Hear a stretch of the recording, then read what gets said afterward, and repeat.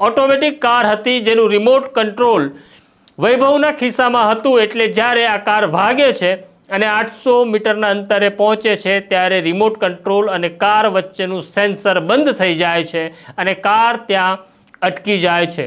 ત્યાંથી આ હત્યારો વિપુલ પરમાર કાર છોડી પાછો જ્યાં વૈભવ પડ્યો હતો ત્યાં આવે છે.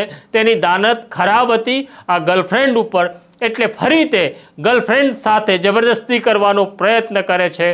ત્યારે આ ગર્લફ્રેન્ડ તેના મોઢા ઉપર નખોરિયા મારે છે અને મદદ માટે બૂમો પાડે છે. એટલે તે ડરી જાય છે. તે ત્યાંથી વૈભવ અને તેની ગર્લફ્રેન્ડનો મોબાઈલ ફોન અને વૈભવના પર્સમાં રહેલા 5200 રૂપિયા લઈ ત્યાંથી ભાગે છે.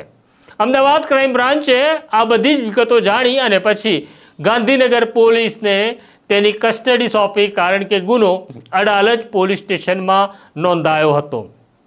તારીખ 24મી સપ્ટેમ્બર અડાલજ પોલીસ અને લોકલ ક્રાઇમ બ્રાન્ચના અધિકારીઓ રિકન્સ્ટ્રક્શન માટે સાંજના 4 વાગે તેને લઈને ઘટના સ્થળે પહોંચે છે.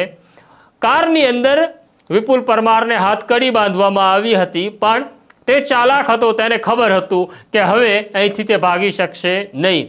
એટલે પોલીસ કારમાંથી ઉતરતી વખતે તે પાટડિયા નામના સબ ઇન્સ્પેક્ટરની પિસ્તલ ખેંચી લે છે અને પછી તે પોલીસ સામે બંદૂક તાકે છે અને એક રાઉન્ડ ફાયર કરે છે, જેમાં હેડ કોન્સ્ટેબલ રાજેન્દ્રસિંહને ગોળી વાગે છે.